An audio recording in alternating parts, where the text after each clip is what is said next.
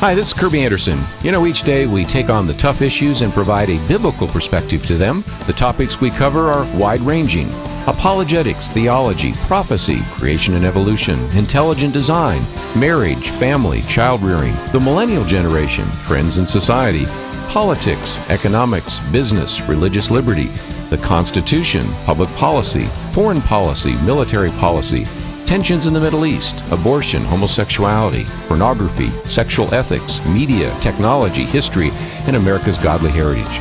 We talk about anything that affects your faith, your family, or your freedom. So don't go anywhere, because Point of View starts right now.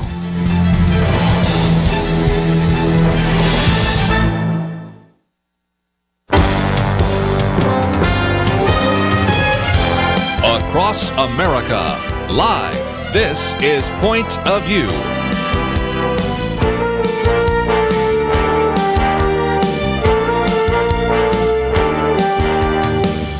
And now, Kerby Anderson. Thank you for joining me today. Certainly, I hope you had a wonderful Labor Day weekend. I was out of town, but back again and looking forward to a great week. And we're going to spend some time in this first hour today really giving you an analysis of the party platforms. It's something we've talked about before, the October issue that will be coming out shortly to those of you that receive our Outlook. Also does a comparison of the Democratic and Republican platforms, but we thought it would be good for you to hear from an individual that has taken the time to read those and analyze those and put them in a piece that we have a link to in their own words, the party platforms. Dr. Richard Land joins us once again. He is the president of Southern Evangelical Seminary. Before that, served for 25 years as the president of the Ethics and Religious Liberty Commission of the Southern Baptist Convention, author of a number of books, radio talk show host as well, as a good friend of this ministry. And Dr. Richard Land, always great to have you on the program. Well, thank you. And before the ERLC for 13 years as vice president for academic affairs at Criswell College, right there in Dallas. I was going to mention that, and let's do so, because that's, of course, where I first got to meet you. Yeah, and I'm also a native Texan and a huge Longhorn fan, so I'm in a pretty happy mood right now. Well, quite a game for those of you that are outside of the state of Texas. Even though I was in the state of Washington, I was hearing about that game, so it'll be a lot of fun to talk about. And let me just mention real quickly before we get into some of the content that also at Southern Evangelical Seminary, they do a national conference on Christian apologetics. That was coming up on October 13th to the 15th. Let me encourage those of you anywhere you are in the country to find a way to get there. And if you need to book a flight, then this is a great opportunity for you to have enough time to get a fairly inexpensive flight, because as always, Dr. Land, you have some very gifted individuals who will be speaking at the conference. Well, we do. It's the longest running apologetics conference in the country. We're in our 25th year, and we're going to have J. Warner Wallace coming to speak. We're going to have Norm Geisler, our co-founder of our seminary, speaking. Jay Sekula will be there speaking to us, and this is going to take place like 2.5 weeks before the election. And we've got Gary Habermas and Lee Strobel. And this year, new wrinkle, Kerby, we're going to stream the main platform, so people can sign up to get the stream of the main platform. Now, they need to come here if they're going to get all the others, and as you know, coming to our conference is like trying to drink from a fire hose, because there's just more to do than you can do. But, so if people go to our website, ses.edu, they can see how they can come to the conference, and also they'll be able to see how they can get information on how they can live stream it. Well, again, we have some of those links there. We also have a link to drrichardland.com, so you have all sorts of ways in which you can find your way to some of this. And let's, for just a moment, because I mentioned this the other day when I was talking about the platforms. You might remember George Wallace, when he ran his presidential campaign in 1968, he said there's not a dime's worth of difference between the two opponents, Richard Nixon and Hubert Humphrey. And I'm not sure that was true then, but it's certainly not true now. These party platforms are as different as you can possibly imagine, don't you think? Yes, they are. And Kerby, we're dating ourselves when we're talking about George Wallace. But yes, they get further apart every 4 years, and they may have reached the zenith of difference this year. If you take the abortion issue, the Republican Party has a platform plank that calls for a human life amendment to the Constitution that would give the rights of citizenship and the protections of citizenship to our unborn citizens. and calls on all kinds of pro-life initiatives. The Democratic Party platform is even more liberal than it was in 2012. In 2012, it basically said that nothing should be allowed to interfere with a woman's absolute right to have an abortion up until the time her baby's fully born. They repeat that language this year, but this time they also want to repeal the Hyde Amendment, which has been in place since the early 70s, which basically says that no public money should be used to subsidize abortions. So, in effect, they not only want to have abortion on demand, they want to reach into our pockets as the public and make us pay for that which we find unconscionable and reprehensible. I think it's fair to say that the Democratic Party platform and its candidate, Mrs. Clinton, have never met an abortion that they couldn't live with. And, of course, every abortion stops a beating heart. You know, William Galston, and you would know who he is, was served in the Clinton administration, wrote something in the Wall Street Journal recently in which he really said that this Democratic platform is much further to the left, and said that the party that Hillary Clinton will lead into battle this fall is not Bill Clinton's Democratic Party. So even Democratic operatives, people that have served in President Clinton's administration, recognize that even when you compare the 2012 to the 2016 Democratic platform, it is more liberal, I think in part because of some of Bernie Sanders supporters, don't you think? Well, I think it's just the natural evolution. The party's gotten more liberal. Remember, Bill Clinton was the most conservative candidate nominated by the Democratic Party since Jimmy Carter. Far more conservative than Walter Mondale, far more conservative than Michael Dukakis. And after Mr. Clinton's attempt to pull the party back to the middle, the so-called Democratic Leadership Council initiative, it has continued to drift back to its McGovernite heritage, and it's a very liberal party. And you know, Bill Galston worked in the Bill Clinton White House, so he knows whereof he's talking. This is a much more liberal party and a much more liberal platform. Let's just, before we get on to some of the other elements of the platform, stay on this issue of abortion for a minute, because this is very significant. Because on the one hand, Republicans are calling for opposing and using any public funds for Planned Parenthood. And as you pointed out just a minute ago, the Democrats are even now doing something that I've never seen them call for, and that is the repeal of the Hyde Amendment. Now, again, we're dating ourselves. It goes all the way back to Henry Hyde, but it's the idea that public funds cannot be used for abortion. And you used to have under Bill Clinton kind of the idea that abortion should be safe, legal, and rare.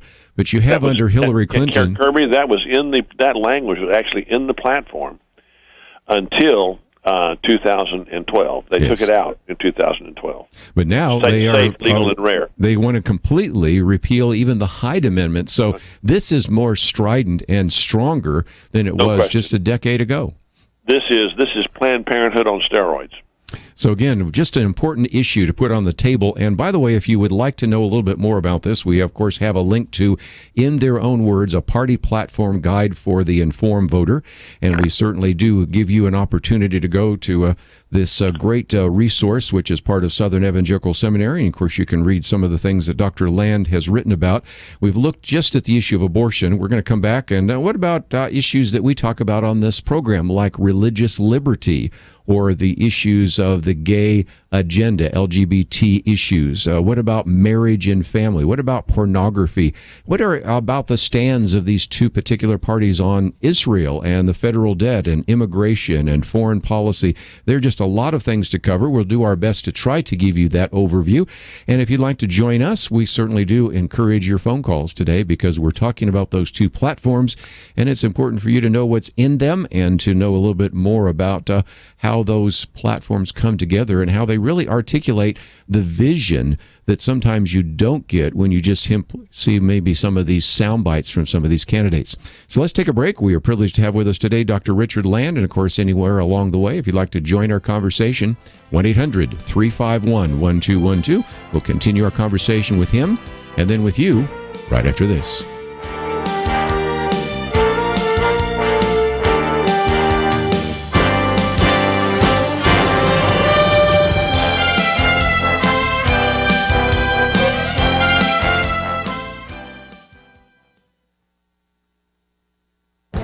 This is Viewpoints with Kerby Anderson. Could it be that nearly everything we've been told about sexual orientation and gender identity is wrong? A new report published in the journal The New Atlantis seems to challenge conventional secular perspectives on these issues. A paper by Dr. Lawrence Mayer and Dr. Paul McHugh surveys over 200 peer-reviewed studies done on various social disciplines. Ryan Anderson of the Heritage Foundation summarizes the paper's results. He says the major takeaway is that some of the most frequently heard claims about sexuality and gender are not supported by scientific evidence. Here are 4 of the most important conclusions from the paper. First, the belief that sexual orientation is an innate, biologically fixed human property is not supported. In other words, people are not born that way. Second, the belief that gender identity is an innate, fixed human property independent of biological sex, so that a person might be a man trapped in a woman's body or a woman trapped in a man's body, is not supported by scientific evidence. Third, only a minority of children who express gender atypical thoughts or behavior will continue to do so into adolescence or adulthood. It goes on to say that children should not be encouraged to become transgender. They also should not be subjected to hormone treatments or surgery. Fourth, people who are homosexual or transgender have higher rates of mental problems, anxiety, depression, suicide, as well as behavioral and social problems, substance abuse, and intimate partner violence than the general population. The paper only focuses on the scientific research, but it obviously has implications for public policy. Incorrect scientific claims have been used to justify court rulings, government policies, and medical practices concerning sexual orientation and gender identity. They are not based upon sound science. I'm Kerby Anderson, and that's my point of view. For more information about issues covered on Viewpoints, visit pointofview.net. pointofview.net.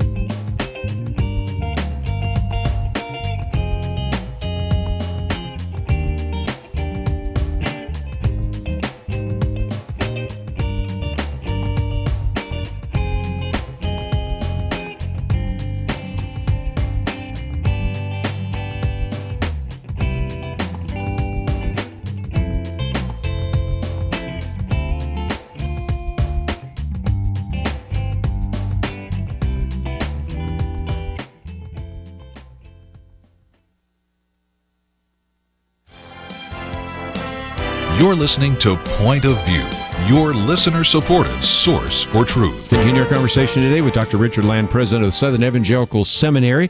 And again, don't forget to make plans for the Southern Evangelical Seminary's National Conference on Christian Apologetics that takes place in October. Want to give you enough advance warning so that you could attend it. Or, of course, as we mentioned just a minute ago, you can at least watch part of it. And that's a great opportunity for you, again, to go to their website and find out more. Talking today about this very important document that was put together by Dr. Land and people at Southern Seminary, and this is an opportunity for you to learn a little bit more about the party platforms. Dr. Land, we talked about abortion. Let's get into this issue of religious liberty, which sort of connects up with LGBT, because we know that some of the greatest challenges for religious liberty for Christians today have to do with if you're a baker or a photographer, a florist, or whatever. If you refuse to participate in a same-sex ceremony, you will be penalized. And so are we seeing significant differences between the two parties on this issue of religious liberty? Oh, yes. The Democrats increasingly are constricting religious freedom to freedom of worship, which basically is constricting it to home, hearth, and church, but not outside the church. You don't have the right to express religious beliefs that are going to be perceived as discriminatory by others. Whereas religious freedom, which is the freedom we've had in this country since its birth, is the right to bring our faith into the public square and to be salt and light and to live out our faith, to live our convictions. And this is woven throughout the Democratic Party platform, and clear attempts to use the judiciary to basically suppress the religious freedom and free exercise rights of Christians, especially when they clash with the so-called rights of the LGBT community. And this is in line with philosophy that's been articulated by Obama appointees like Kai Feldblum, who's a professor of law at Georgetown University, saying that whenever the rights of the LGBT community collide with the rights of the religious community must give way. It's a fallacy that this is a zero-sum game. In order for homosexuals and lesbians to have more rights, that people of faith must have fewer rights. And you see this being played out. The police chief in Atlanta, the fire chief in Atlanta, being fired for what he wrote about the homosexual lifestyle in a book he wrote for use in his own church on his own time. And the florists and bakers that are being discriminated against, and the wedding photographers that are being discriminated against and being penalized and having their own government weaponized against them. The Republican Party platform speaks out strongly against that.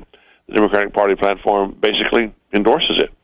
And when it comes to the LGBT community, I would just ask the people who are going to go to our website we have a link to the Democratic Party platform. Just Google family and see what comes up. It's all about the LGBT stuff. Whereas if you Google family in the Republican platform, you get a strong emphasis on the importance of the traditional family as the basic building block of human society.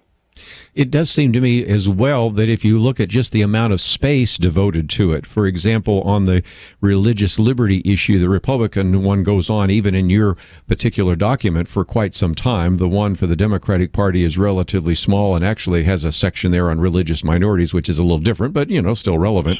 When you do things like pornography, the Republican platform addresses it. The Democratic Party never addresses it. So sometimes Kerby, let's stop and praise God on that one, because this is the first time that the Republican Party platform has talked about pornography as a public menace.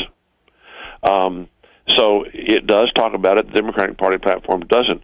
But this is the first time that there's been sufficient concern about the damage and the catastrophic destruction that is taking place in people's lives across the country as a result of internet pornography, that the Republican Party platform takes a bold stand that it is a public menace and must be addressed.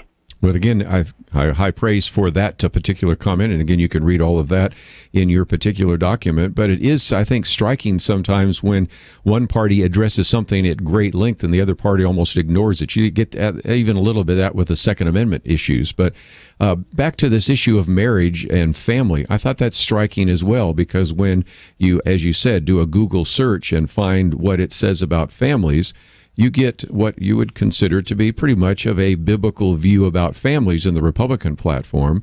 In the Democratic platform, it's almost always talking about LGBT families in quotes. And I think that's striking as well, isn't it? Absolutely.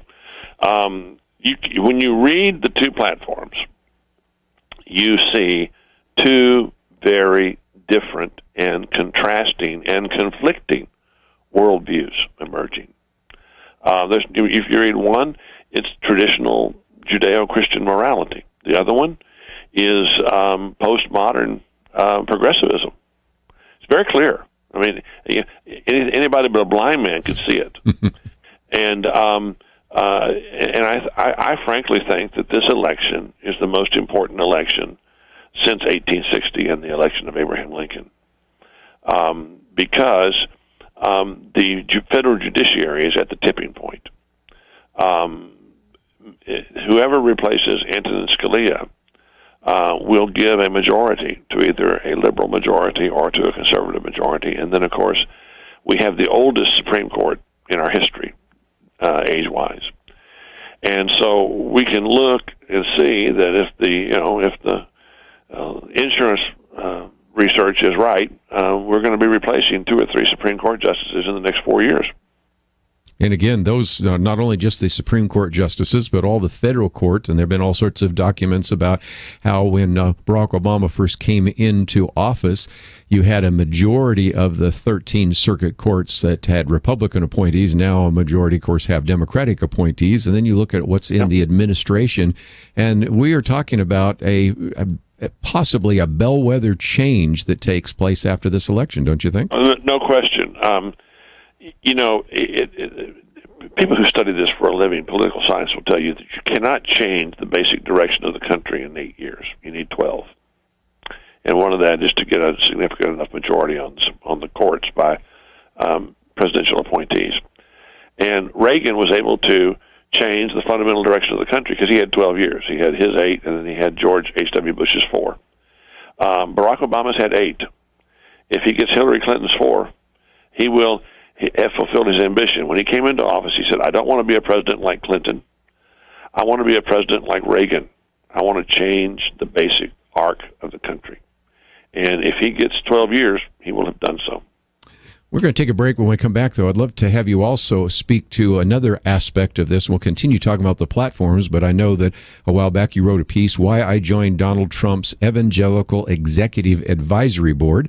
And Dr. Land, very few of us will ever have a chance to meet Donald Trump, but you have had a chance to be in that situation, and we'd love to get some of your comments about that. So let's take a break, and when we come back, we want to give some of you a chance to join the conversation. We've already got a call or two coming in, but if you'd like to join us, maybe you have some comments about the Republican Party, the Democratic Party, the candidates, Hillary Clinton, Donald Trump. We'll get into a little bit later, maybe questions that people have had about some of the statements made over the weekend, even Hillary Clinton's health, and just a variety of other issues that certainly will be front and center. But if you'd like to join that conversation, 1-800-351-1212. And let me again encourage you, if you can, to find some of the material that we have there. We'll give you a link to Southern Evangelical Seminary. We also have, of course, that very good article on In Their Own Words on the party platforms, as well as we do have the party platforms linked there as well. And so as you go to our website, you're going to find a lot of great resources.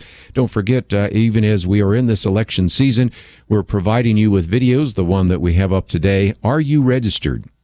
Now, that's going to be important because we have found out that even in the last election, there were 13 million born-again Christians that were not registered to vote. But we also have it up there because there are a number of individuals that sometimes think they are registered to vote. And the last survey said 1 in about 7, about 14% of the people who think they're registered to vote are not. Maybe they moved or something else happened. And so we have that video for you to watch, but most importantly, to pass it on to others to make sure that they're registered to vote, because obviously, if you're not registered to vote, you cannot cast an intelligent vote for the candidates. So let's take a break, and as you go there, you'll find a number of commentaries. My one today on gender identity, which is something we'll get into a little bit more with Dr. Land, and of course, our take action items, all of it available at the website pointofview.net. And as you go there, if you could click on that button that says donate and help us out financially, we would greatly appreciate it. In the month now of September, now the election is really serious after Labor Day, and so we'd love to get your comments, and we'll certainly have a chance to hear some more comments from Dr. Richard Land. All that coming up right after this.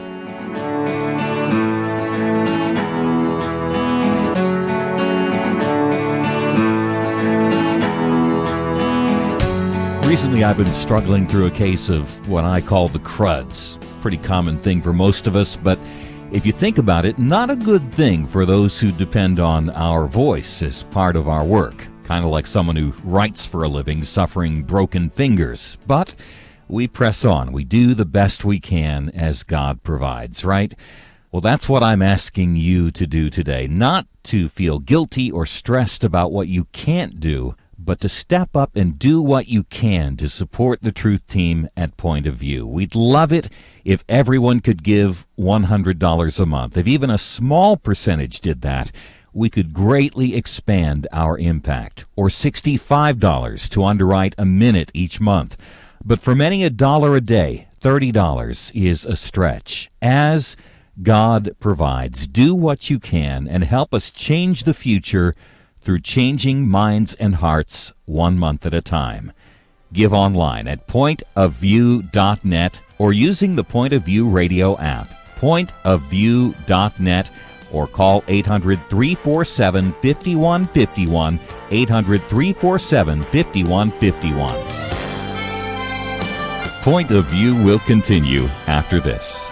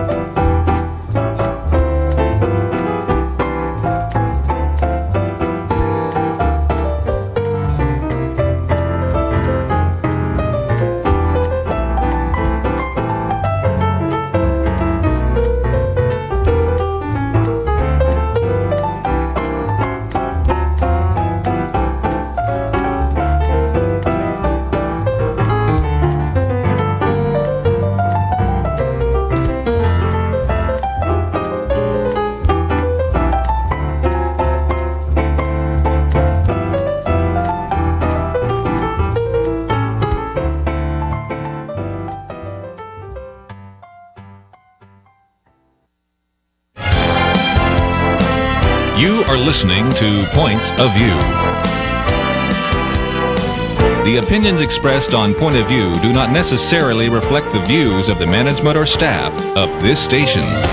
And now, here again, is Kerby Anderson. Continue our conversation today with Dr. Richard Land, who is the president of Southern Evangelical Seminary, talking about the party platforms, and we have almost a full bank of phone calls, so we'll get to you in just a minute. But Dr. Land, I did want to ask another question. Back in June, you wrote a very good piece, Why I Joined Donald Trump's Evangelical Executive Advisory Board. I think we posted it then, and you can find it again on our website, or actually just simply go to a variety of places like the Christian Post and others where that was. But explain why you decided to be one of the 25 evangelical leaders to actually provide spiritual counsel to Donald Trump. Well, first of all, I was asked. They came to me and said, we'd like to ask you to join the executive committee of the Moral Advisory Board for Mr. Trump. He wants you to give him advice and input and help explain to him the concerns and the issues that are of importance to evangelical Christians.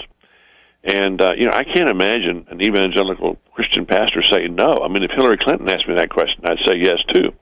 It's a non-endorsing advisory board, and that was made clear at the beginning. And we are an executive committee that's going to be expanded to a full board of maybe a couple of hundred pastors from across the evangelical spectrum. We have had several conversations with Mr. Trump's senior advisors and with Mr. Trump. And my first piece of advice was, if you want to make it easier for evangelicals to vote for you, pick Mike Pence as your vice president. Now, I'm not the only person who did that, but that was my advice. And I must tell you, I've known Mike Pence a long time, Kerby. Yes. And I love George W. Bush. I'm profoundly grateful to him, and I look upon him as a brother in Christ. But Mike Pence is the most mature and deep evangelical Christian to be nominated by either party in my lifetime. And I was born in 1946. He is the real 24-karat gold deal. And to have him at Mr. Trump's right hand advising him is invaluable. And then I wrote another column, and I talked about why I'm going to vote for Mr. Trump. Let me be very clear, he was my 18th choice out of 17 people that were running in the Republican primary. But against Mrs. Clinton, it comes down to me to a question of the lesser evil against the greater evil. I don't hold out any illusions that Mr. Trump is going to be a good president, but I fear that Hillary Clinton might be a fatal one to our system. We've all heard since we were little children, don't let the perfect be the enemy of the good. Well, just so, don't let the bad be the enemy of the worst. Mr. Trump may be bad, but she's the worst. So again, just a few comments by Dr. Richard Land. If you'd like to join our conversation, 1-800-351-1212. We'll start in the state of Texas, KAVX. Deborah, thank you for joining us today here on Point of View. Thank you so much for having me on. I've been listening to y'all for a long time now, but the first time calling. Well, my concern is, a few months ago, my husband and I were watching Hillary Clinton on television, and right out of her mouth, she said when she becomes president, she was going to shut the bigoted Christians' mouth up. And the last 5 years, we've been noticing so much against the Christian people, and it's hard to say anything anymore, out in the open. They've changed everything. And, thank God I'm saved by grace through Jesus Christ. It's just scary. I fear for my children. Sure. But that's all I needed to say. Sure. I wish somebody would bring that tape up and let people hear it, because it's out there somewhere. Well, even the tape is not up there, it gets back to something you just mentioned in passing, and that is, you talked about the idea of freedom of worship. When I hear Hillary Clinton talking about freedom of worship rather than freedom of religion, that should be of concern, shouldn't it? Dr. Absolutely, Land? Yeah. Absolutely, because it's very constricted just to the church. You can believe what you want to in your own church. You can believe what you want to in your own home, but not at school, not in the workplace, not in the political arena. And Mrs. Clinton is going to weaponize the government against evangelical Christians. There's no question about that. And she's going to use the court system to do it. And that's one of my major concerns about her. Another major concern is, I'm the same age as Bill Clinton. So I've had the unfortunate experience of watching him most of my adult life, him and his wife, contaminate and corrode everything they touch. They are the most corrupt people to ever be this close to the White House. And as Patrick Caudill said a couple of weeks ago on Fox News, the largest criminal enterprise to ever attach itself to the federal government attached itself to the State Department under Hillary Clinton, namely the Clinton Foundation. And if she's elected president, it goes to the White House. And I'm fearful that the level of corruption is so great that pay-to-play and influence peddling will be so great that it might just collapse the entire system. Let's see if we can take some more phone calls. Certainly she wanted to talk about Hillary Clinton. I think Dennis wants to talk about Donald Trump. So, Dennis, you have the floor. Thank you for taking my call. I really appreciate it. I appreciate your ministry. I'm a daily listener to your show. I would just had a comment. I'm not the biggest Donald Trump fan either. Personally, I was a Ted Cruz fan. And Dr. Land, I don't know what kind of access that you have to Donald Trump, but I do know this, that he can easily win the election. I've actually tried to contact his campaign, but he has a very weak ground game, and I haven't had any results. But if he would fix the VA, and simply by giving everyone that's ever served a card to go to any hospital or any doctor that they wanted to see, he'd get the votes of everyone, active, non-active, and their loved ones, and easily win this election in a landslide. Well, I know from personal experience that Mr. Trump favors that option. If we can't fix the VA and fix it quickly, that we give a card to every veteran to allow them to access the private health system. I can tell you this from people I know personally. Mrs. Clinton loathes the military. She loathes it. Goes back to her student protest days during the Vietnam War. She loathes the military, and Mr. Trump cherishes the military. And I can tell you this, that he a very high priority of his administration will be fixing the Veterans Administration, whatever it takes. If it includes giving every veteran a card to go access private care. I agree with him. This is a scandal of unprecedented proportions, and it has only happened in an administration that does not care about the military. And I just have to tell you that I don't think that they hold the military in much high regard or see it as a high priority. I have had a couple of conversations, group conversations with Mr. Trump, and on the phone, and I've met him twice. He's very different in person than he is when he's on the stage. He's quiet. He's a very good listener. He talks straight. I mean, he'll tell you, well, I don't agree with that, or I agree with that, or that's an interesting idea. But I think other advisory board members and I have found him to be very receptive and have an open mind. Let's, if we can, take some more phone calls. We'll head out to Arizona. Jeremy, you're on with Dr. Richard Land. Yeah, my question is based off of a lot of people who not or cannot seem to find a reason to vote for either Trump or Hillary. So my question is how viable is it a possibility of Gary Johnson to come out and actually get on the stage to get to 15% in the polls? And he needs 15% to get on the stage. Candidate. Yeah, and his high point was 11%. Last time I looked, about 9%. Of course, Jill Stein of the Green Party about 3%. I don't think he will get on the stage. I don't think either of them will win anything, but they could influence a particular state. I mean, if you take 9% away, just think of what, for example, Ralph Nader, how that affected the election in Florida, or even how Ross Perot's 19 million votes in 1992 affected the election. Your thoughts about third party? Ross Perot elected Bill Clinton twice. I mean, there's no question about that. Mr. Clinton never got a majority of the American vote. He won because of Perot's intervention in 92 and 96. And in this, I don't know if you've seen the latest CNN poll, but the CNN poll that came out this morning, Mr. Trump is ahead by 1 point in a two-way race, and he's ahead by 2 points in a four-way race. Yes. The reality is that apart from an act of God, the next president is going to be Hillary Clinton or Donald Trump. Which one do you want? And, frankly, I'm going to pick the lesser evil, Donald Trump. Take a break. Continue our conversation with Dr. Richard Land right after this.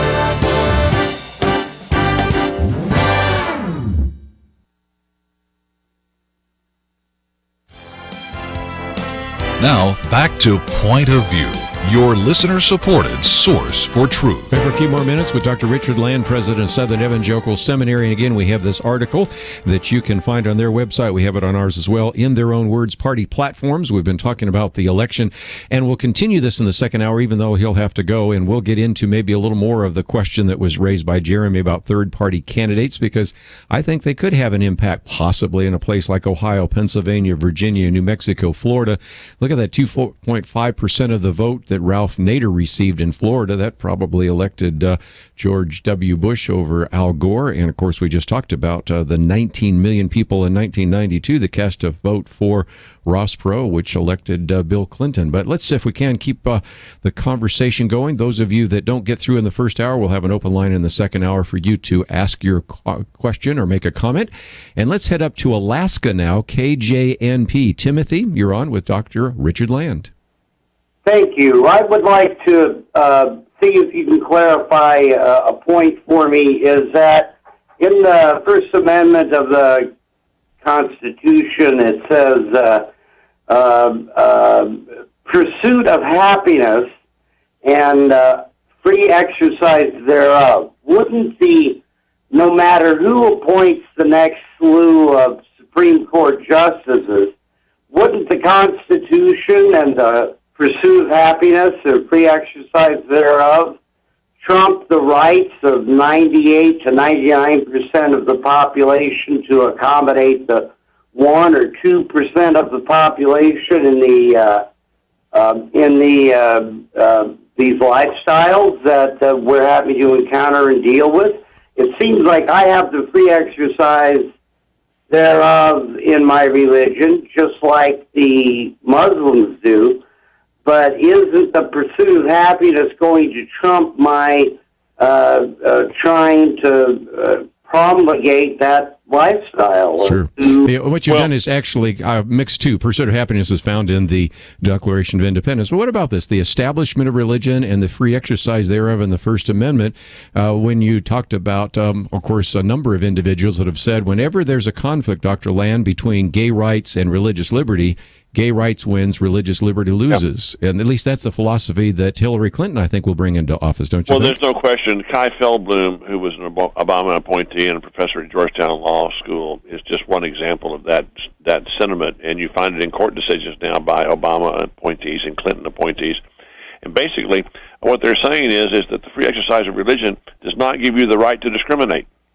And they see affirming traditional biblical beliefs as discrimination.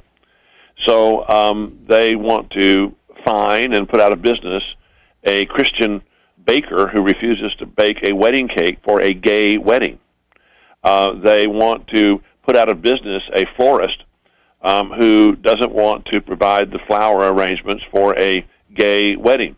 They condone and affirm the firing of the fire chief in Atlanta because he expressed traditional Christian values in a book he wrote for the discipleship of the men in his own church on his own time. So they see this as a zero-sum game, and they see Christian beliefs, traditional Christian beliefs about homosexuality and lesbianism as being discrimination and is not protected by the First Amendment. And you know, it all depends on who's going to be appointing the judges. Sure. Because, again, wouldn't you say that Hillary Clinton's going to appoint somebody who's going to look like Elena Kagan or Ruth Bader Ginsburg or maybe Sonia Sotomayor? And we have that list of 11 possible appointees that Trump has put forward, and Kelly Shackelford's on the program with us every Friday, said, he says 9 out of 11 are really good, and the other 2 are pretty good.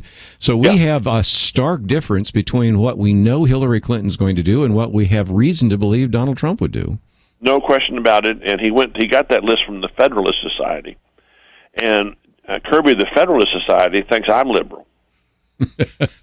I mean, they are very, very strict constructionist conservatives. Very good. Let's take, of course, we had that one, Alaska. Let's head real quickly to California. KYCC. Deborah, I think you'll be the last call this hour. Then we'll take the rest of those calls in the second hour. But what comments do you have for us as we have a conversation for a few more minutes with Dr. Richard Land?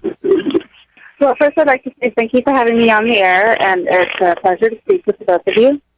I'd like to make a comment about how we are talking about the next president, be it Trump or Clinton. One of these people is going to be the president of the United States. We're pretty much assured of that. Is it really in our best interest to point out all the negatives in the opponent and the other candidate? Because we're the central focus of the entire world right now. ISIS is watching what we are doing. Russia, China, everybody is looking at us, sort of throwing egg on our own faces, because if it does turn out that Hillary is the next president, we've just, slammed her to the core, and she's another American. Is there a possibility of trying to get our country to swing towards lifting up the candidate that we favor without so much undermining the other potential future presidents? Okay, Dr. Lane? Well, I don't think so, especially in this case. We are in an extraordinarily unusual situation where the two people with the highest negatives that have ever been recorded by presidential nominees are running against each other. Two-thirds of Americans do not believe that Hillary Clinton is honest or trustworthy. And nearly that many believe that Donald Trump is not honest or trustworthy. And so we have this extraordinary situation where you have two people who about two-thirds of the American people don't trust and don't believe are trustworthy. And so probably the only person that Donald Trump could beat is Hillary Clinton, and probably the only person that Hillary Clinton could beat is Donald Trump. If Cruz or Rubio were the nominee against Hillary Clinton, this election would be over. If Joe Biden were the nominee for the Democrats against Trump instead of Hillary Clinton, this election would be over because of the extraordinarily high negatives that Mrs. Clinton and Donald Trump have.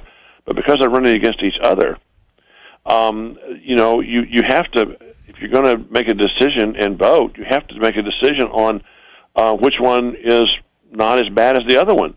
When people tell me, well, Donald Trump does this and Donald Trump does that, I say, I agree with you, but Hillary's worse. And I don't have any trouble defending that. She is worse.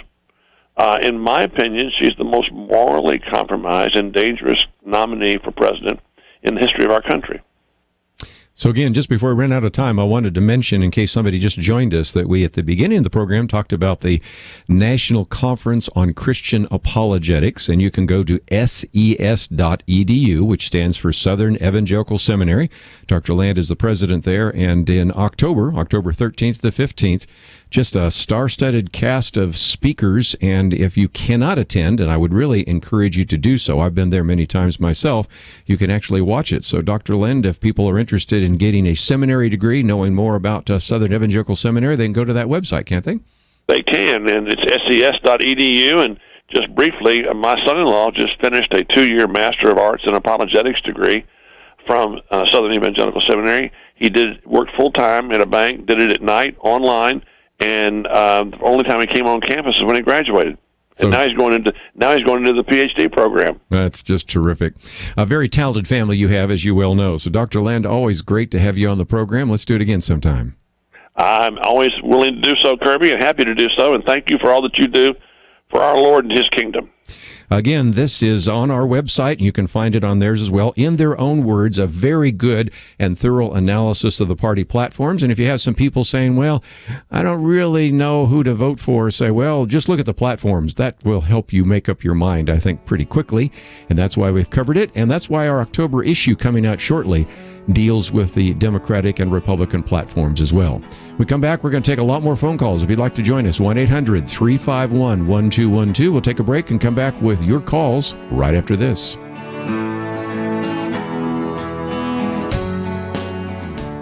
Modern life is go, go, go, and Point of View is absolutely ready to go with you.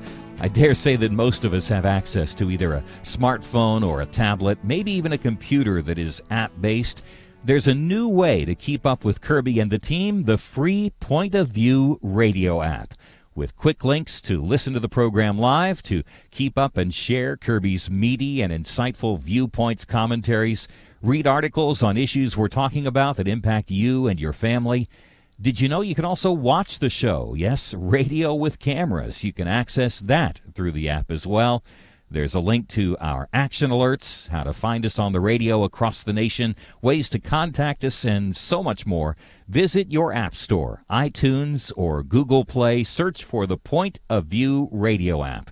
There's no reason not to take us with you. The free Point of View radio app, available now for Apple and Android devices. And when you get it loaded, there's one more button I'd like you to press, the one that says Donate Now. Join Truth Team 360. Support us financially as we support you with the truth that you need. Point of View will continue after this.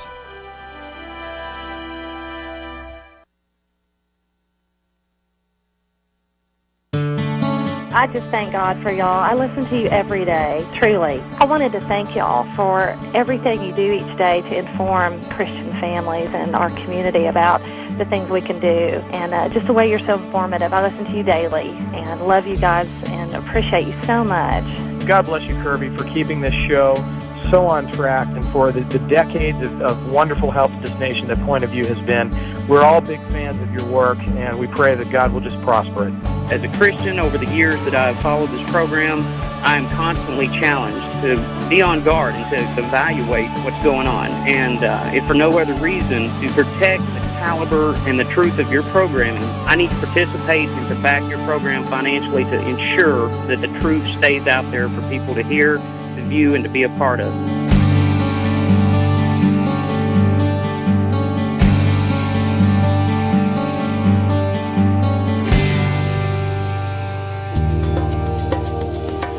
This is Point of View Radio.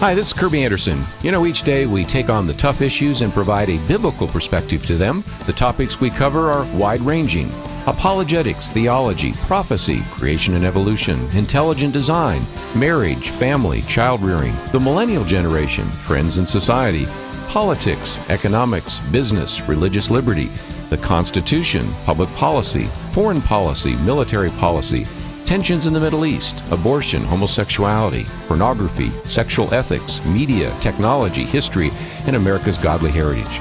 We talk about anything that affects your faith, your family, or your freedom. So don't go anywhere, because Point of View continues right now.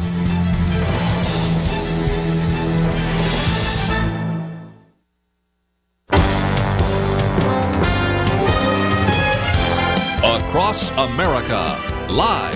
This is Point of View.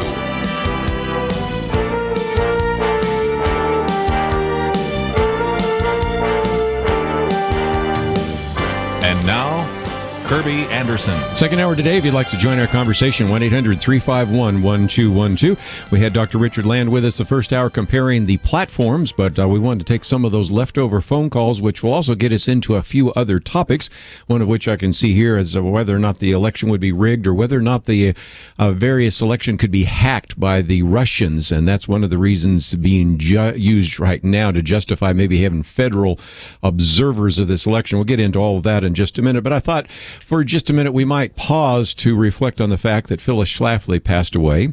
And you may have heard of that already over the weekend, but she was known oftentimes as the sweetheart of the silent majority, an individual who was very dedicated for a while to foreign policy issues, and yet, interestingly enough, got interested in the Equal Rights Amendment. Someone said, have you looked at this? And once she looked at it, she realized, no, this is really important. And as a result, Choice Not an Echo was the thing she was best known for, her book that probably launched the career not only of Barry Goldwater, but later Ronald Reagan. Launched at least the election, or the nomination, I should say, Barry Goldwater, and then the future election of Ronald Reagan, but then got so involved in the Equal Rights Amendment, established the all sorts of issues related to the Eagles, and of course you have all the Eagle forums around the country, and then I think we could also say was responsible in large part for the pro-life wording in the Republican Party platform, which we just talked about a minute ago. So we certainly would encourage you to pray for the family and those of the Eagle Forum that are associated with Phyllis Schlafly with her passing. And while we're talking about that, we also would encourage your prayers for Nabeel Qureshi. He was actually supposed to be on with us last week. If you're not familiar with him, he's been on the program with us a couple of times, a Pakistani American who became a Christian and left Islam, and his book, Seeking Allah, Finding Jesus, A Devout Muslim Encounters Christianity, was a book we talked about with him. And then Answering Jihad, A Better Way Forward, we also talked about with him. And last week we were supposed to talk about his book, No God But One, Allah or Jesus, but it was announced that he actually has an advanced stomach cancer and has been stepping down from his traveling. Of course, he is with Rob to pray for him as well. Lots of things to cover this hour, and we will do so. And let's, if we can, also take a few phone calls and give you a chance to join our conversation. Carl in Florida, you have the floor. What would you like to share with our listeners today? Well, let us start taking off the shades and start looking at the reality. All these politicians, Hillary, Bill, Trump, and George Bush, never had any skin in the game when we're sending our youth over to fight wars we have no right to be in. So we have no right to be over in the Middle East. It's their sovereign nation. Now, you can tell me about Jesus, I'm a firm believer. But I don't believe we should be going over and messing around in countries when our own backyard is so nasty. Well, and again, there have been a number of people, including myself, that have raised questions about what was our actual goal in going into some of those countries. I think we do need to fight the war on terror. I'm not so sure we needed to deploy all those troops, but that's, as we've said before, a horse out of the barn. But that...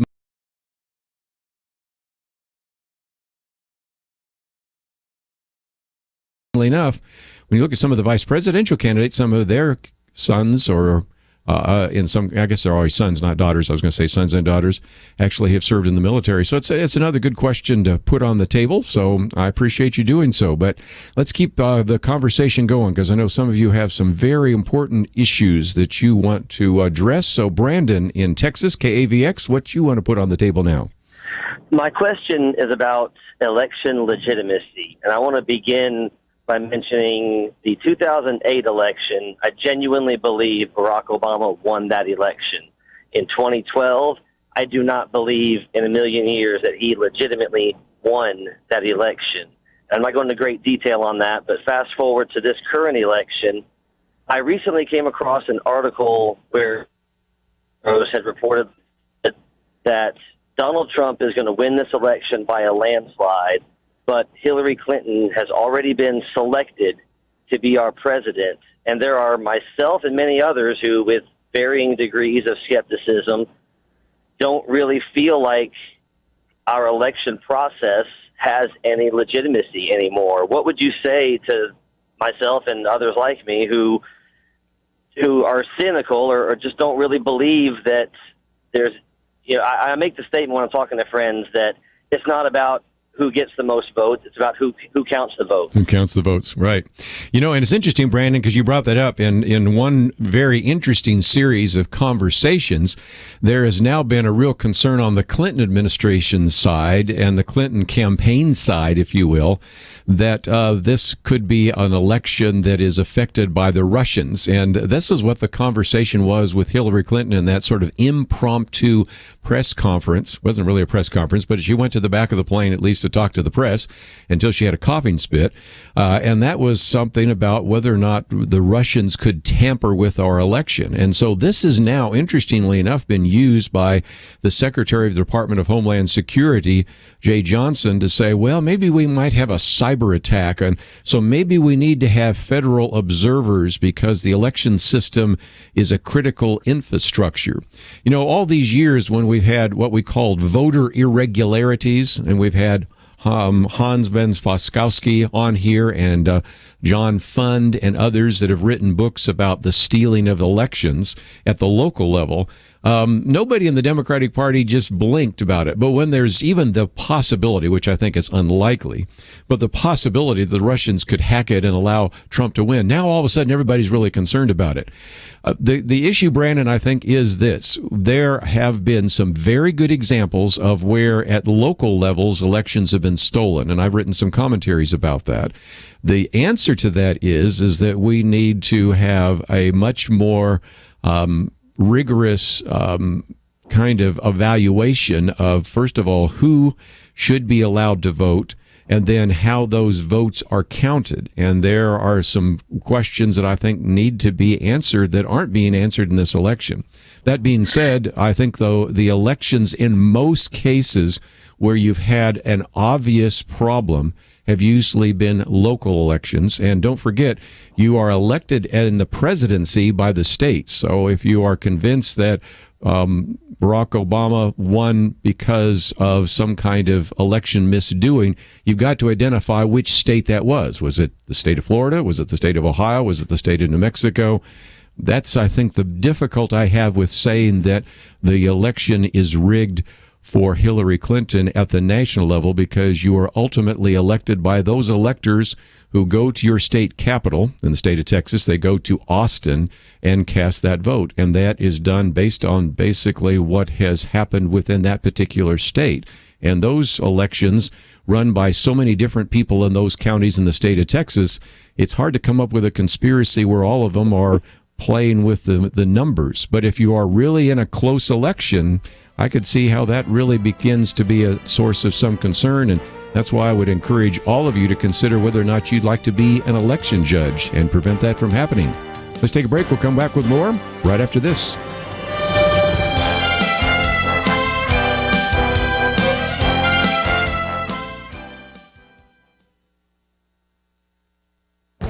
This is Viewpoints with Kerby Anderson. Could it be that nearly everything we've been told about sexual orientation and gender identity is wrong? A new report published in the journal The New Atlantis seems to challenge conventional secular perspectives on these issues. A paper by Dr. Lawrence Mayer and Dr. Paul McHugh surveys over 200 peer-reviewed studies done on various social disciplines.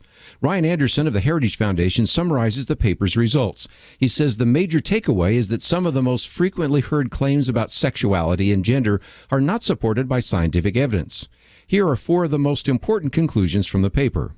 First, the belief that sexual orientation is an innate, biologically fixed human property is not supported. In other words, people are not born that way. Second, the belief that gender identity is an innate, fixed human property independent of biological sex, so that a person might be a man trapped in a woman's body or a woman trapped in a man's body, is not supported by scientific evidence. Third, only a minority of children who express gender atypical thoughts or behavior will continue to do so into adolescence or adulthood. It goes on to say that children should not be encouraged to become transgender. They also should not be subjected to hormone treatments or surgery. Fourth, people who are homosexual or transgender have higher rates of mental problems, anxiety, depression, suicide, as well as behavioral and social problems, substance abuse, and intimate partner violence than the general population. The paper only focuses on the scientific research, but it obviously has implications for public policy. Incorrect scientific claims have been used to justify court rulings, government policies, and medical practices concerning sexual orientation and gender identity. They are not based upon sound science. I'm Kerby Anderson, and that's my point of view. For more information about issues covered on Viewpoints, visit pointofview.net. Pointofview.net.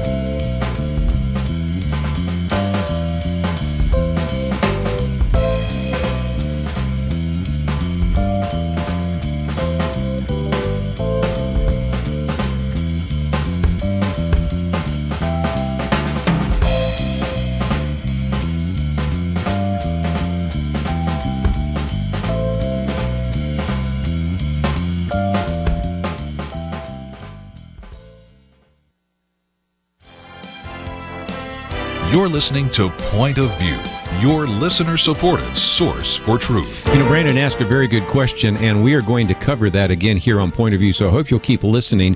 I know right now we have in the works to try to get Hans von Spaskowski on again.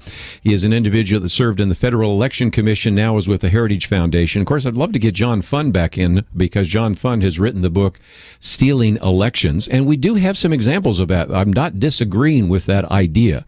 You can point to a congressional election in California, a congressional election in Louisiana, senatorial election in Minnesota, and many others where I think some kind of voting mischief, nice words to put on what is voter fraud, actually did take place. And of course, Brandon was calling from the state of Texas. Let's remember Landslide Lyndon himself, 1948, ran against Coke Stevenson. Coke Stevenson, a very popular governor of the state of Texas.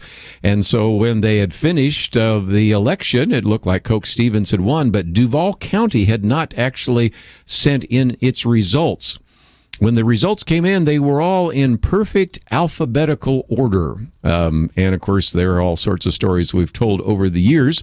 Some of those Louis Gohmert has told about even going into graveyards and writing down the names of individuals that were dead, because, after all, when it comes to one particular area, the Democratic Party always exceeds the Republican Party when it comes to dead people voting. It is amazing how many dead people always vote Democratic. And so we've got some examples, and I'm just having a little fun with this, but it's a very serious issue. And it's an issue that is broader than this, because now that Hillary Clinton has made such an issue about the possibility that Russia could hack into our system, Now they're even talking about, in the Obama administration, sending individuals which are part of the federal government to monitor these elections. And I don't think that necessarily turns out to be a good thing. So there are some issues that we will address, and I am certainly not ignoring that, but actually we have in the works right now a chance to bring some of those experts in here to address those issues, and you will be allowed to ask them as many questions as you have about that.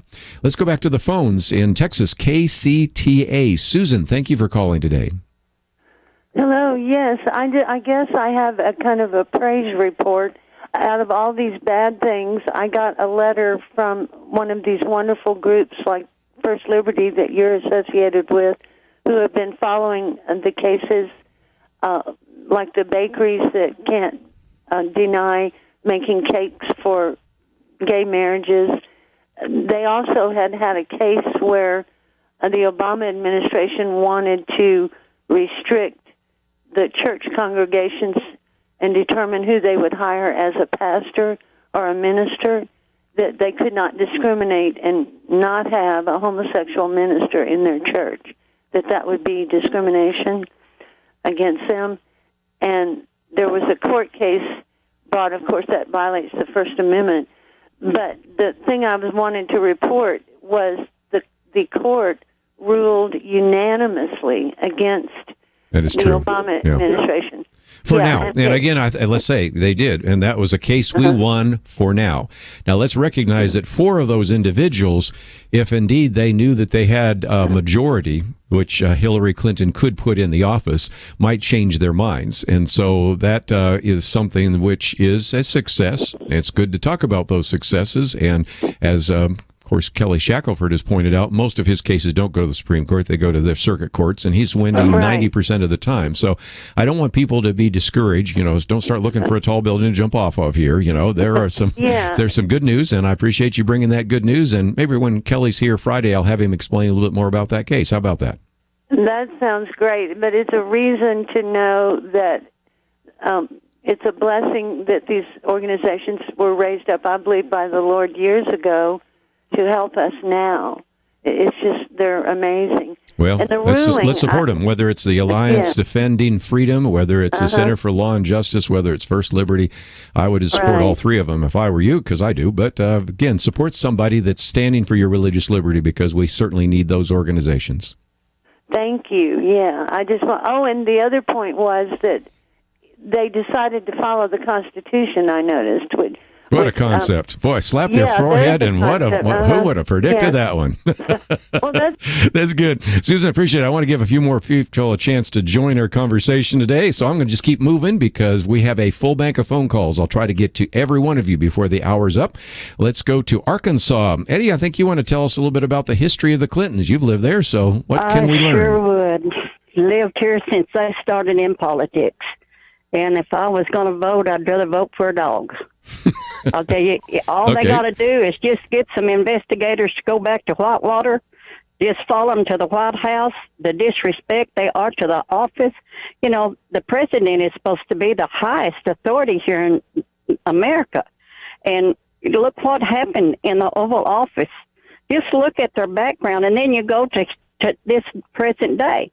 And Hillary is all for all these, check her out and see who she connected to. Oh, sure. You find out it's not, people that's not for us. These people that fight against us, we don't need to be supporting them in any way.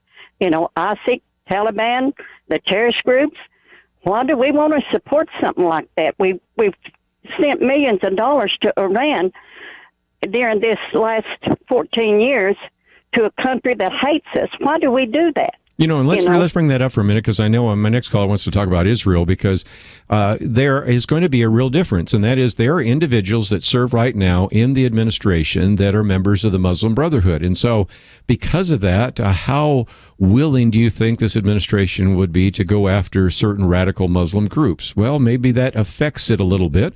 You look at, for example, Hillary Clinton's aide, who is Huma Abedin, and she has ties to the Muslim Brotherhood. Her mother has very close ties. She's married to Anthony Weiner. I guess they're not going to be married anymore after some of the things that he's been doing lately. So that is something to pay attention to, because we're not just talking about what's happening domestically. If you believe that we need to actually confront the terrorist activities that are coming from radical Muslims, I think you have to pay attention to those issues as well. And that's a good lead into our next caller wants to talk about Israel, because also not only in our October issue of Outlook, but also in the document we've posted here today by Richard Land, we see some strikingly different perspectives towards Israel when it comes to the Republican Party and the Democratic Party. So, Joanne, in Texas, what would you like to add to our conversation? Yes, you had mentioned that, and it came to my attention. I was thinking that you really need to get someone on your program to discuss this, because most of our mainline churches now are teaching replacement theology. And many people that I talk to, including in my church, they believe God is through with Israel. And if you would get somebody like maybe Gary Frazier, he wrote Miracle of Israel, or Don Finto, he wrote Your People Shall Be My People, you need to discuss this false teaching before the election so that people can understand the importance of being behind Israel. Well, again, we will certainly do that. We've had Gary Frazier on many times before, ran into him just the other day.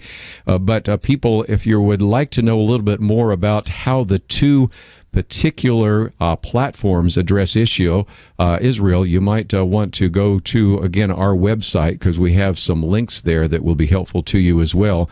And these were created, again, by Dr. Richard Land. And, of course, the Republican platform talks about its unequivocal support for Israel, whereas when you have anything even mentioning Israel by the Democratic platform, and there's not much, most of it talks about either a two-state solution, or in many cases really talks about this whole idea of boycott, disinvestment, and sanctions movement and those kinds of things. So it'd be interesting to see how that plays itself out, and I appreciate you suggesting that guest, as well as many of the other topics we certainly want to cover before the end of this election season, and so we'll certainly try to do that as well.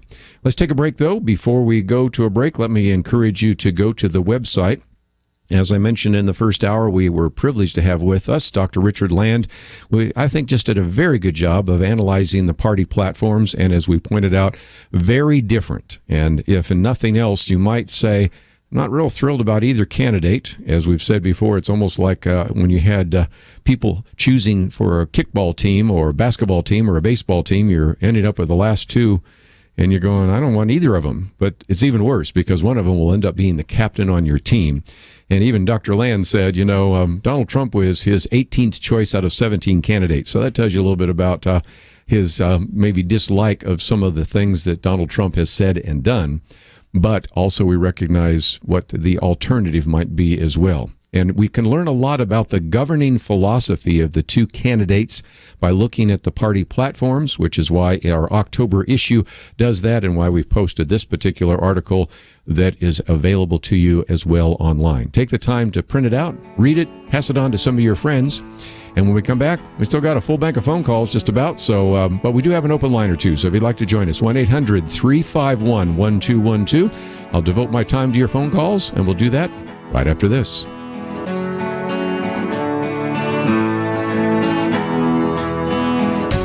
Recently, I've been struggling through a case of what I call the cruds. Pretty common thing for most of us, but if you think about it, not a good thing for those who depend on our voice as part of our work. Kind of like someone who writes for a living suffering broken fingers. But we press on. We do the best we can as God provides, right?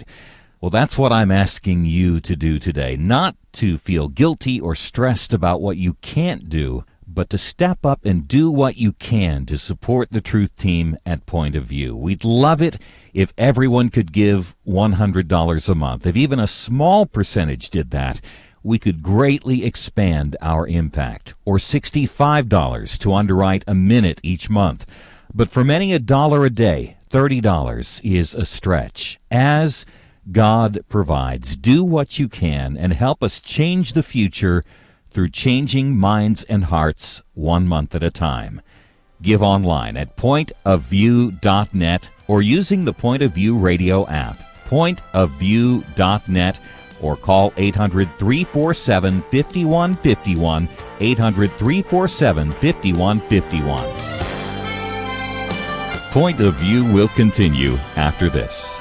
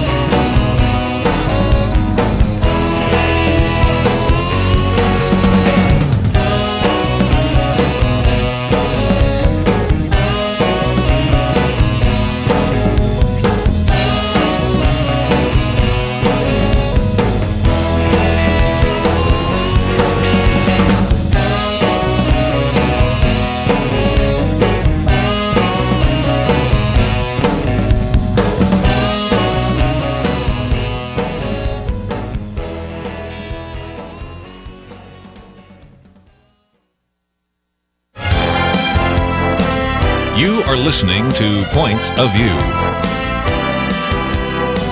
The opinions expressed on Point of View do not necessarily reflect the views of the management or staff of this station. And now, here again, is Kerby Anderson. Final half hour. If you'd like to join our conversation, 1-800-351-1212. Let's go back to the state of Texas, KBJS. Rosalie, you have the floor. What would you like to add? Yes, my question is, I hear a lot people say that the two candidates, the Democratic candidate and the Republican candidate, are both evil, and we're to choose the lesser of two evils. And my question is, isn't God displeased with us choosing evil at all? Shouldn't we just choose one of the other two candidates if they're not evil? Sure. You know, and one of the problems, and I wasn't going to correct Dr. Land because he has his opinion and you have yours and I have mine, but I've never liked that argument because if indeed, when we hear this lesser two evils, if you are convinced that both candidates are evil, then I don't think you do vote for that. And believe me, I have been in situations, I grew up in the San Francisco Bay Area, and I can tell you where you looked at both candidates and say, neither of these are good choices. So that's probably not as helpful as saying, do you have somebody that in terms of their policies and in terms of the kind of personnel that they would put in their administration agree more with you than someone else? And I think that's a very different kind of perspective because whereas it's really hard for any of us around the table to endorse Donald Trump, it is easy for, I would say, Penna Dexter would say this. I know Kelly Shackelford would say this. I know that Richard Land today said this. And I would say I have no hesitation about endorsing Mike Pence, who's the vice president. I would have great comfort with some of the people I know he would put into his office, even though I have a lot of discomfort with his behavior. So that's the first issue that sometimes we need to get us away. Because when people say lesser of two evils, it makes it sound like they're both evil. I'm thinking, well, no, I think evil is a word that deserves a precise definition, and I can't in good conscience say that. But let's get to the other one because you raised a good question. A lot of people are saying, well, what about Gary Johnson and William Weld? I mean, both of these individuals served as governors, Gary Johnson in New Mexico, William Weld in New Massachusetts. But if you are concerned about the kinds of issues we talk about here, just a minute ago we talked about religious liberty. Gary Johnson said the other day, he said, for me, religious liberty is like a black hole. I mean, I can't even get my head around it. I don't even see why we would have it. He said on more than one occasion that he agrees with Bernie Sanders 73% of the time. He's been agreeing with President Obama's unconstitutional executive amnesty. He, on a variety of issues, some of the social issues we talk about, like abortion and marriage and others, have a libertarian philosophy. So if you're really voting from a Christian point of view, and I'm not necessarily assuming you are, but for our listeners that are, Gary Johnson doesn't really provide much of an alternative to the two other candidates.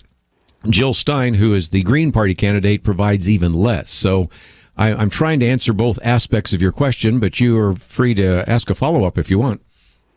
Yes, I appreciate that. I just wanted to know what's the problem with the other two candidates who no one has stated are evil, as they have the leading two candidates. Yes, well, and maybe we'll do a third-party one if indeed they get to that point.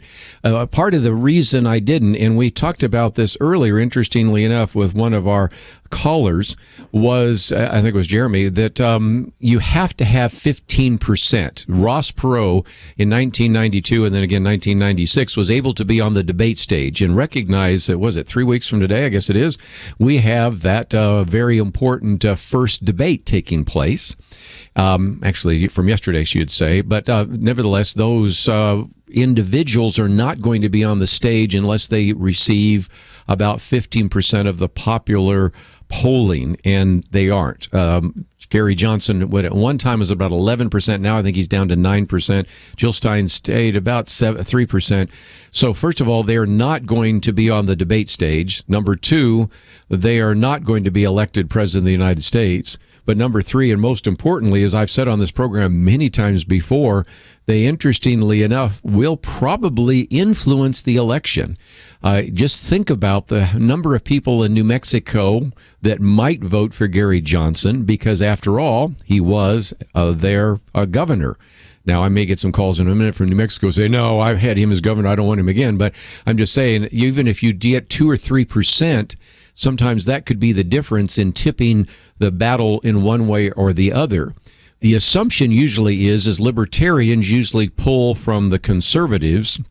Green Party usually pulls from the liberals, and so you would assume that Jill Stein might take some votes away that might have gone to Hillary Clinton, and that Gary Johnson might take some votes away that would have gone for Donald Trump.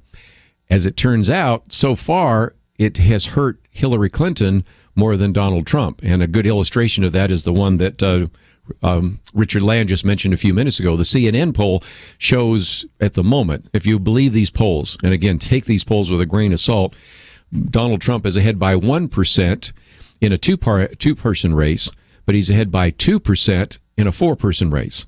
So I think these third-party candidates might have an impact on the election, especially in some of these swing states like Ohio and Florida, Iowa, New Mexico, Colorado, Pennsylvania, wherever those might be. So those are just a couple of quick answers to a really good question. But let me keep it moving because I have lots of people that would like to ask questions or make comments. So we'll go to California. KYCC, John, you have the floor. Hi. My question actually comes up from an earlier question regarding the Russians having the possible influence on this election. My question, though, is, aside from the Russians, I mean, within our own country, and starting to understand that foreign relations right, seems to have a lot of influence, whether it's elections, policies, and just the direction of our country. How much is that going to factor in as far as this election goes? Well, and again, the groups like the Council on Foreign Relations, the Trilateral Commission, some other even sort of globalist groups, United World Federalists and all those kinds of things, they have their influence. Now, the certain groups, especially the more globalist groups, seem to have a greater influence on the Democratic Party, the George Soroses and people like that. But the the CFR, I've made a mistake there, Council on Foreign Relations, actually have influence in both parties. And the sad reality has been in the past, John, that when it came time to pick your Secretary of State, your Secretary of Defense, a lot of them were members on the Council on Foreign Relations. So do they have an influence? Yes. Do those individuals that are picked also maybe have ideas that are independent from the Council on Foreign Relations? Perhaps.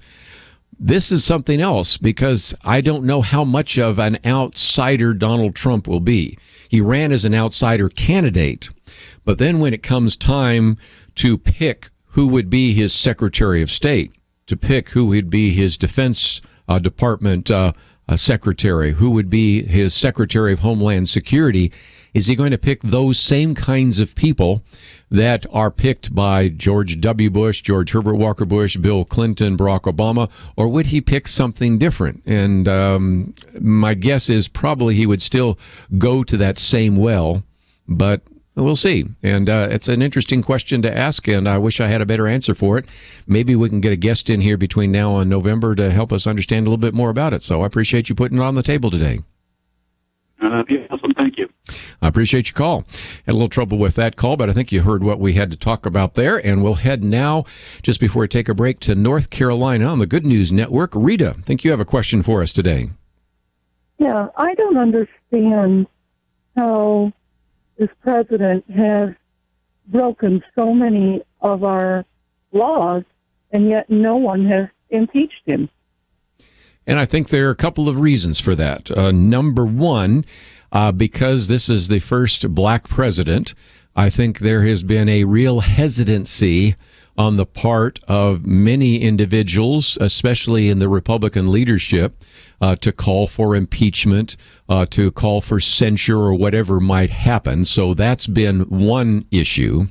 There's been a second one that I think relates to the fact that the mainstream press, and I'm not saying all, but some of the mainstream press have been willing to, if you will, protect this president from the American people knowing all that he actually has done.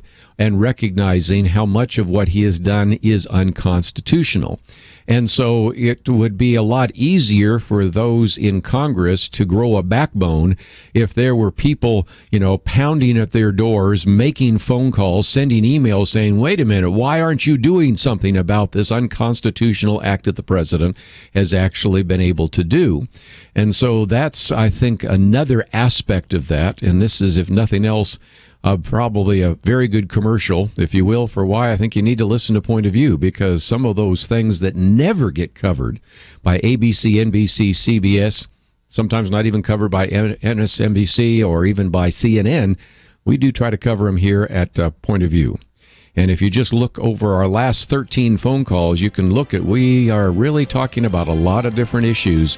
No issues off the table. It's all available for you to talk about, discuss, and for us to bring experts on to address them. Let's take a break. If you'd like to join our conversation, 1-800-351-1212.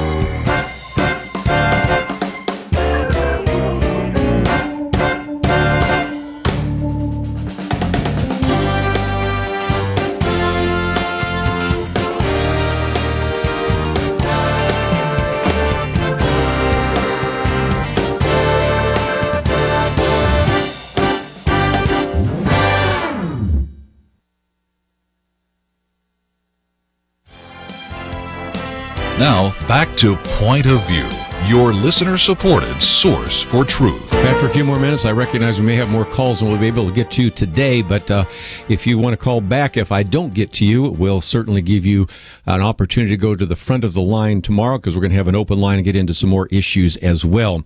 But I did mention, and just before I take the next phone call, that I'd say something about Hillary Clinton and the health issue.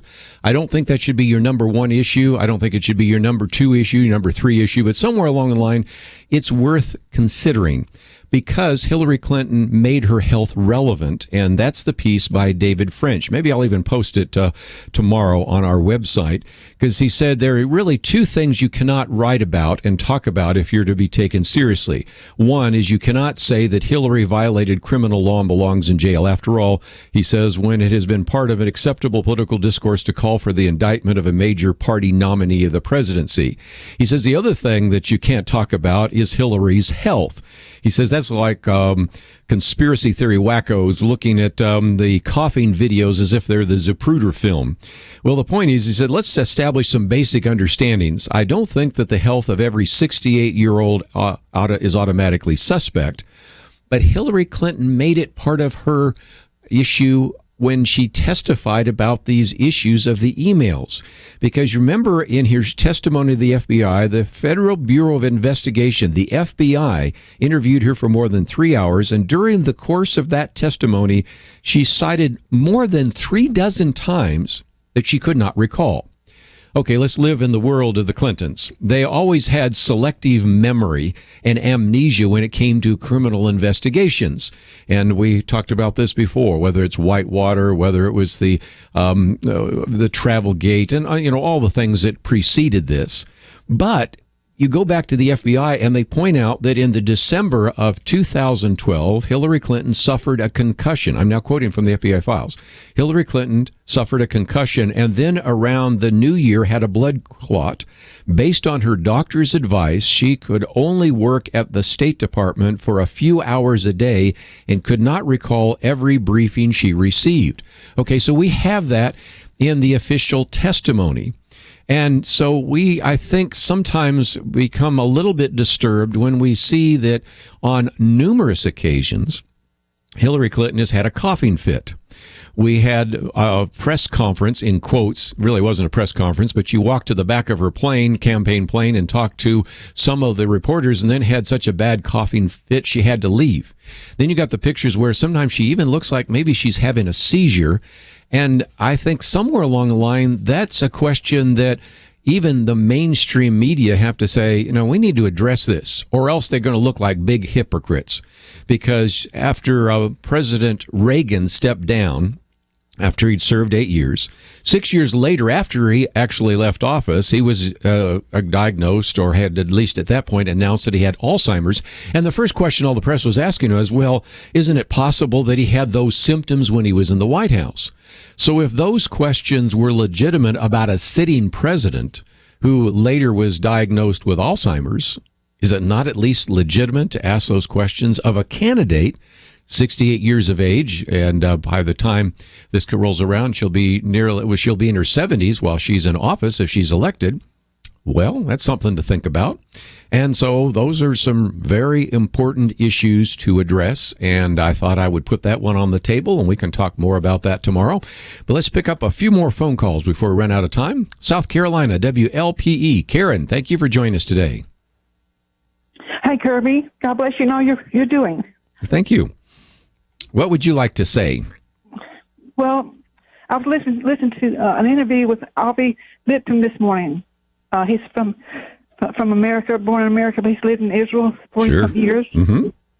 And he said that the White House and the State Department are both in the Saudis' pocket, so to speak. And so that's why you had the foundation so corrupt, Clinton Foundation, and all these special interest groups. And that's why at the inauguration, the Bushes did not come, and other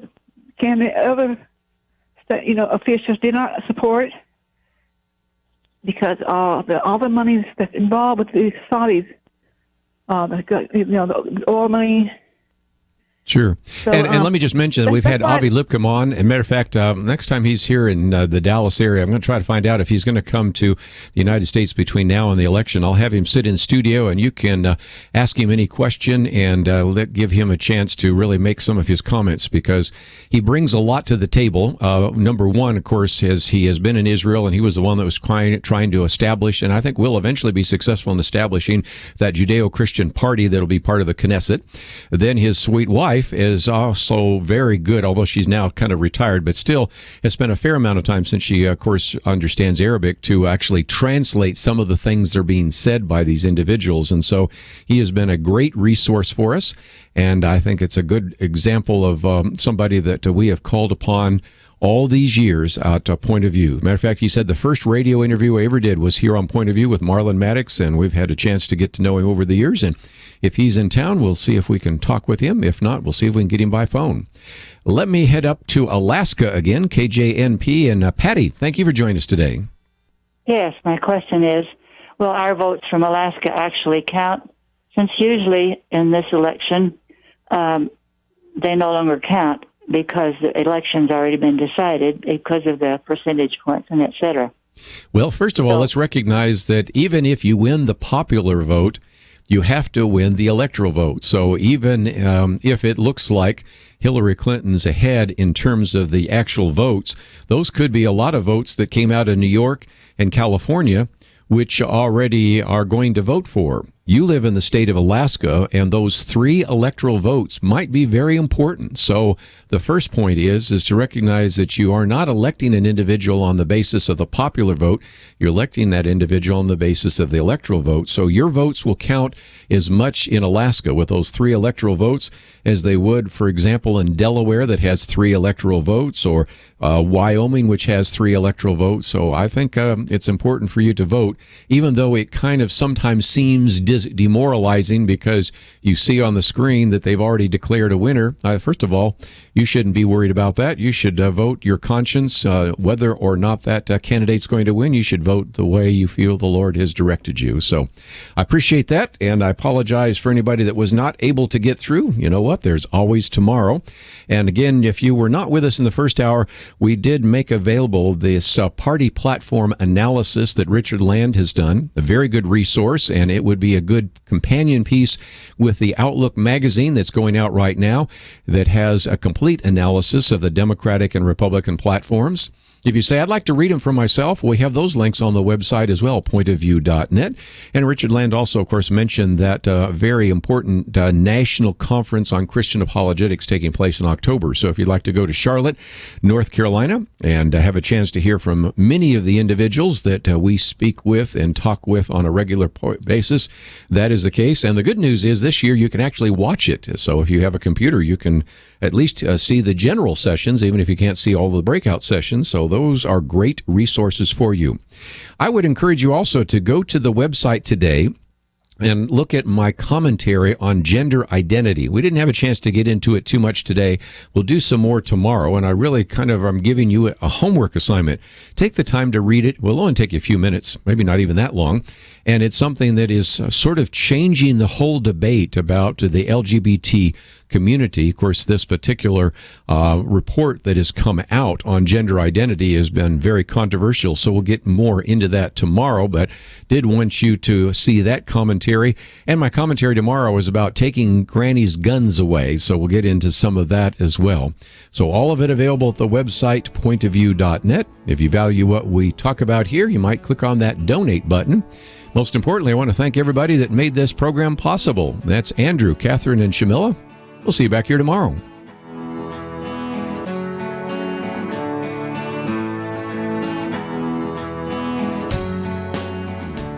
Modern life is go, go, go, and Point of View is absolutely ready to go with you. I dare say that most of us have access to either a smartphone or a tablet, maybe even a computer that is app-based. There's a new way to keep up with Kerby and the team, the free Point of View radio app. With quick links to listen to the program live, to keep up and share Kerby's meaty and insightful viewpoints, commentaries, read articles on issues we're talking about that impact you and your family. Did you know you can also watch the show? Yes, radio with cameras. You can access that through the app as well. There's a link to our action alerts, how to find us on the radio across the nation, ways to contact us, and so much more. Visit your app store, iTunes or Google Play. Search for the Point of View radio app. There's no reason not to take us with you. The free Point of View radio app, available now for Apple and Android devices. And when you get it loaded, there's one more button I'd like you to press, the one that says Donate now. Join Truth Team 360. Support us financially as we support you with the truth that you need. Point of View is produced by Point of View Ministries.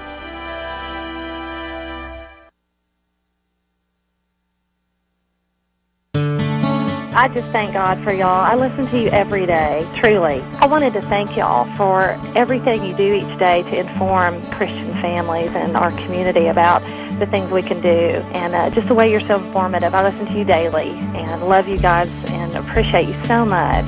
God bless you, Kerby, for keeping this show so on track and for the decades of wonderful help to this nation that Point of View has been. We're all big fans of your work, and we pray that God will just prosper it. As a Christian, over the years that I've followed this program, I am constantly challenged to be on guard and to evaluate what's going on. And if for no other reason, to protect the caliber and the truth of your programming, I need to participate and to back your program financially to ensure that the truth stays out there for people to hear, to view, and to be a part of.